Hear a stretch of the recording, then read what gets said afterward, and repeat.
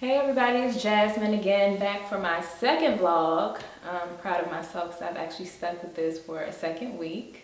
Kudos to me. I've noticed that a lot of people have been coming to my site for hair tutorials. I did crochet braids probably like 2 years ago, and ever since then I've been getting crazy traffic off that one post. So I figured it's a good idea to start off this whole vlog challenge by doing a hair tutorial. Today I have my middle part bobs, my first time really trying it. I decided to do a tutorial on this hairstyle, so check that out. And for those of you who've been asking, I will do the crochet braids tutorial soon, maybe in like a month or two when I take this out. So stay tuned for that, but in the meantime, check this one out. Okay, so here are the things you'll need. I have Cantu shea butter, hair clips, sewing thread, needle, scissors, a flat iron, Redken Iron Silk 07, and Garnier Fructis Sleek and Shine. So first I'm taking the Cantu shea butter and putting it on my hair. It's freshly washed. Starting with the ends and just rubbing it downward and then getting up to the roots. And you'll probably want to divide your hair into sections and apply more section by section. Next, I'm parting my hair down the middle because I'm going to do a middle part bob. So establishing where that middle part is going to be, and then I'm going to separate my leave out. So basically I'm doing a U shape, and then I'm going to add just a little bit of edge at the top, just enough to slick back and cover any tracks. So I'm twisting my leave out on both sides. Here's what it looks like when I'm done. Now I'm going to start cornrowing. So for these first two cornrows, they're going to be kind of a perimeter braid collectively. So I'm starting on this side from the top and doing it all the way back and across the back, and I'll show you what I mean in a little bit.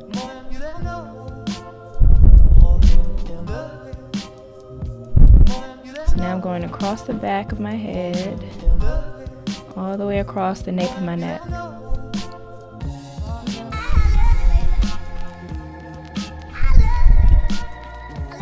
And what these braids are going to do is give me a good base for the net that I'm going to sew on later. Now I'm doing the other side, and what I'll do in the back, which I couldn't really get on camera that well, but what I'm going to do is, as I get closer to the back, I'm going to grab the first braid that's hanging down around my neck. I'm going to pull that into this braid and then just continue cornrowing all the way back and across the nape again. And here's how it should look. See how that bottom braid is pulled up into the top one?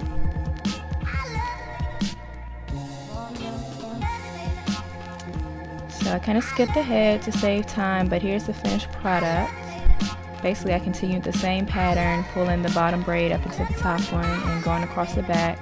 And once I got to the top, I just did those top braids straight back. And now what I'm going to do is sew down all these extra braids. And basically what I just did was wrap them around wherever they fit and sewed them down. And the key is just to get it as flat as possible. So pull that thread tight without pulling your hair out. And here's how it looks after I sew everything down. It's nice and flat.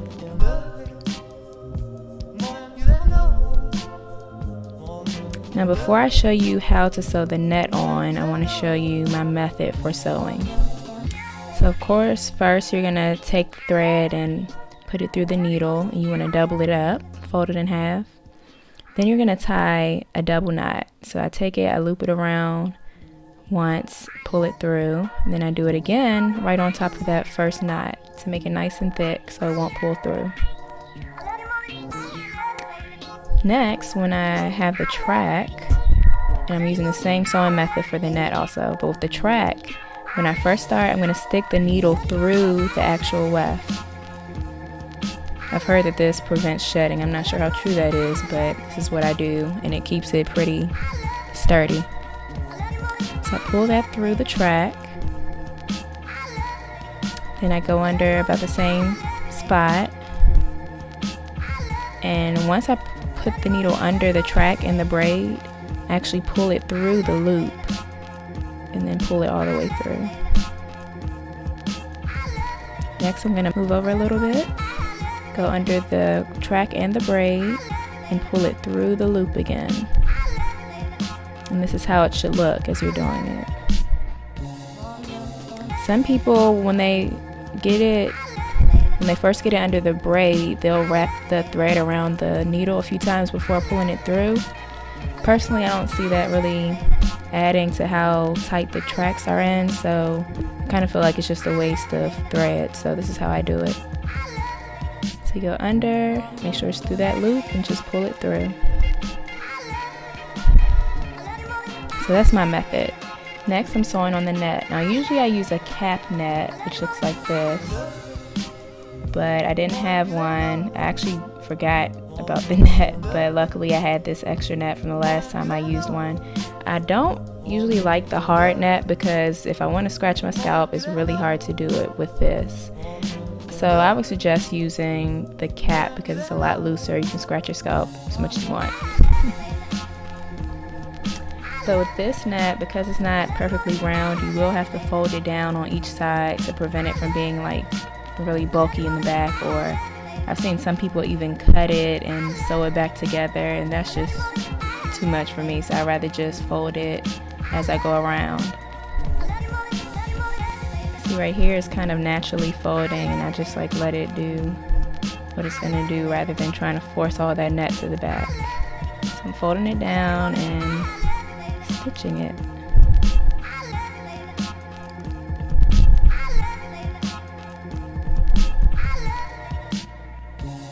And then of course I'm going to cut the net off.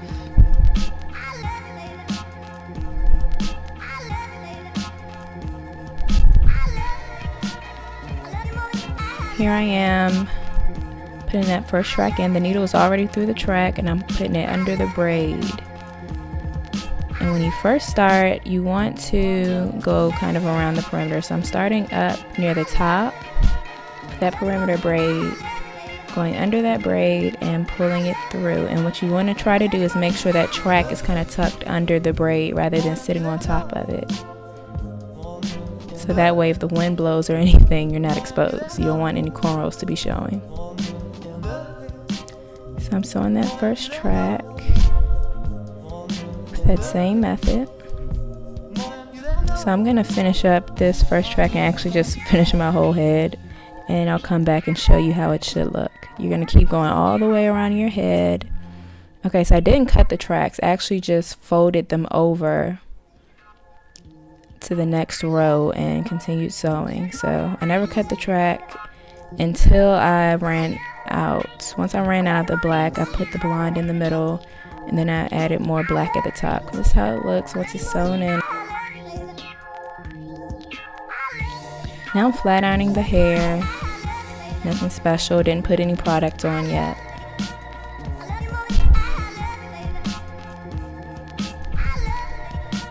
And next I'm gonna flat iron my hair, my leave out. So starting with the edges, and I'm applying the Reckin Iron Silk right now as a heat protectant. And then I'm gonna flat iron it. And I'm flat ironing little skinny pieces to get it nice and straight.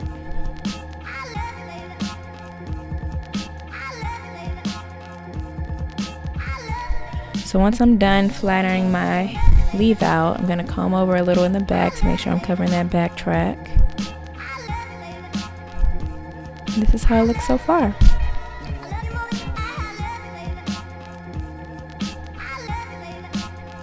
Now for the scary part, I'm gonna cut it. So I'm just doing a straight blunt cut.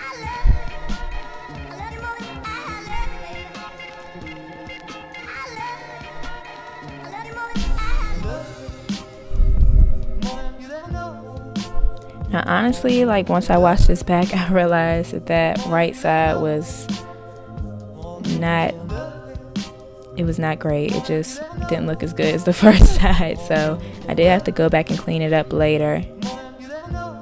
But for the most part, it looked similar enough to where it worked. Now I'm going back and just cleaning up the ends, cutting at an upward angle to kind of make it so it's not too blunt and it looks a little more natural. This is how I cut the back and straighten the back up. I just tied a scrunchie around the section that I wanted to cut, and I pulled it around the front and cut it. If you have someone that you trust to cut the back of your head, I would recommend that. Really anybody who can cut a straight line, but you'd be amazed by how many people can't do that, so be careful. This is the back. Let's add a little blonde to make it a little different. Now, to finish it off, I'm going to add the Garnier Fructis Sleek and Shine.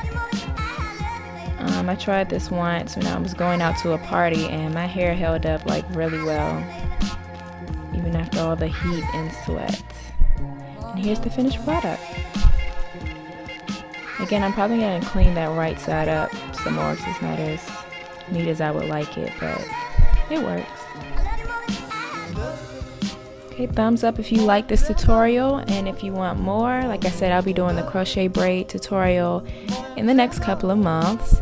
Make sure you subscribe and follow me on social networks.